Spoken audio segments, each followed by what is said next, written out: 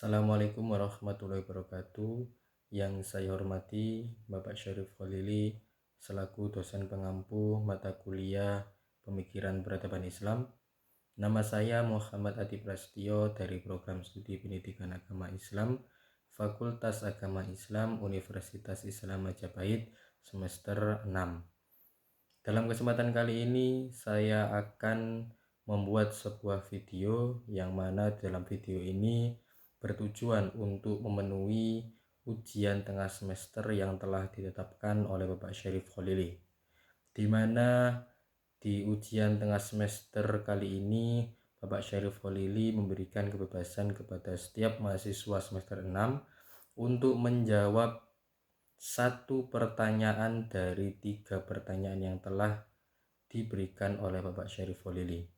Dan dalam kesempatan kali ini saya memilih satu pertanyaan, yaitu mengenai peradaban sebelum Islam.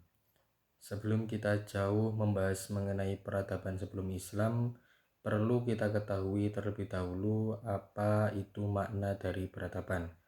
Berdasarkan informasi yang saya dapatkan, peradaban sendiri tidak terlepas dari yang namanya perkembangan atau kemajuan.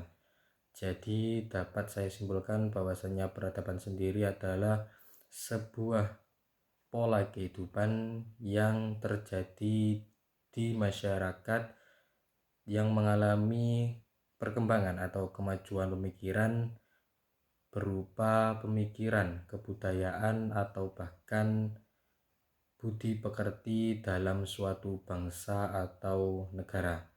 Kemajuan pemikiran ini dituangkan dalam kemajuan seperti sosial, budaya, arsitektur, ilmu pengetahuan, dan lain sebagainya.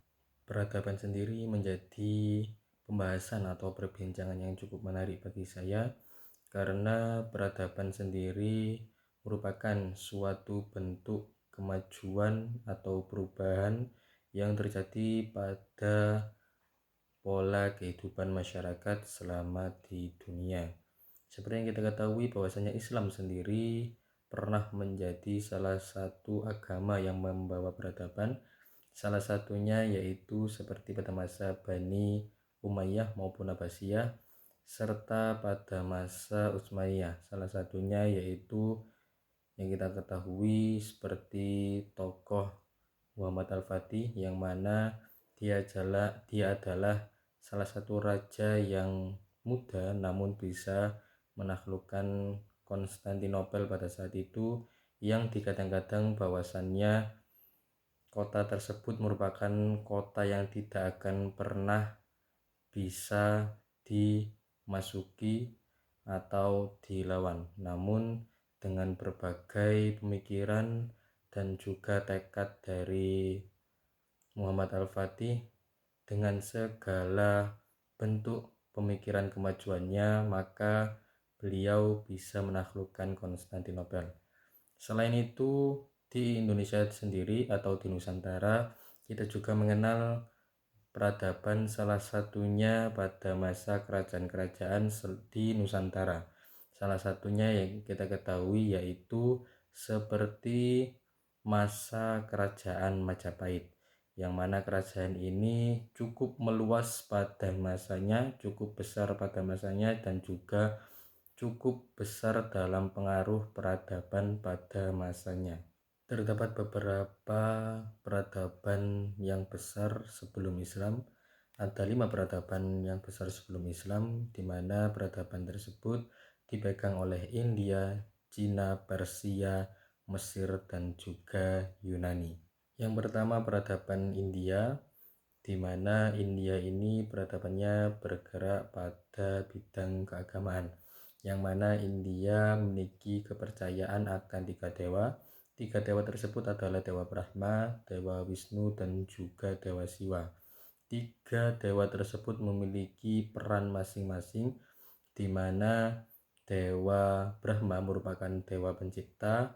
Seperti yang kita ketahui sebagai seorang muslim, bahwasannya dunia ini tidak semerta-merta ada, namun dunia ini ada penciptanya.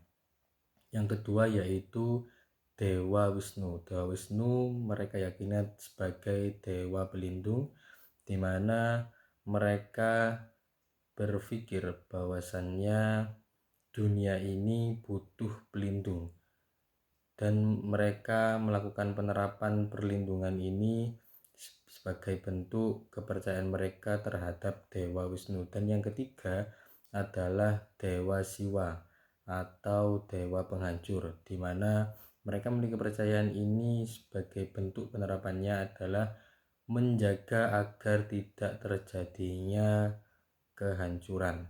Selain itu, India juga memiliki kepercayaan dalam hal ini khususnya di peran keagamaannya yaitu agama Hindu, memiliki kepercayaan akan karma, di mana karma sendiri yaitu suatu perbuatan yang pasti ada balasannya. Seperti Muslim sendiri atau Islam sendiri bahwasannya setiap perbuatan itu pasti ada balasannya, meskipun itu akan terbalaskan ketika di akhirat ataupun selama di dunia. Namun untuk agama Hindu yang berada di India ini, mereka sangat percaya akan adanya karma. Hal ini memiliki kemanfaatan bagi umat manusianya, bahwasannya mereka lebih berhati-hati dalam bersosial. Yang kedua yaitu Cina. Cina sendiri tidak terlepas dari pengaruh dari India, yang mana Cina ini memiliki kepercayaan yaitu Buddha. Buddha sendiri bukan Tuhan, namun pembimbing yang menunjukkan kebebasan, kesucian, dan juga kebijaksanaan. Seperti yang kita ketahui sendiri bahwasannya Cina pada masa sekarang pun mereka merupakan salah satu negara yang sangat berkembang pesat. Peradaban yang selanjutnya adalah peradaban Persia, di mana Persia ini adalah salah satu bangsa atau negara lahirnya agama Zoroastrisme. Dan Persia ini dalam peradabannya mengenalkan atau kental atau terkenal dengan toleransi terhadap agama lain, dalam hal ini seperti agama Yahudi maupun agama Islam. Peradaban yang selanjutnya adalah peradaban Mesir, di mana Mesir ini terkenal sekali dengan penulisan sejarahnya, yaitu melalui cara atau media yang disebut hieroglif, di mana mereka sangat detail atau merupakan salah satu bangsa atau negara yang mempelopori pencatatan sejarah. Mereka sangat menghargai akan tulisan sejarah. Dan yang terakhir yaitu peradaban yang terjadi pada bangsa atau negara Yunani. Peradaban ini terkenal sekali dengan filsafatnya yang membahas tentang isu moral, politik, sampai metafisika. Salah satu bentuk atau salah satu bukti perkembangan ilmu pengetahuan yang sangat pesat yaitu ditemukannya teori Pythagoras. Sekian yang dapat saya sampaikan, kurang lebihnya saya mohon maaf yang sebesar-besarnya apabila ada salah kata dalam penyampaian jawaban ujian tengah semester kali ini. Wassalamualaikum warahmatullahi wabarakatuh.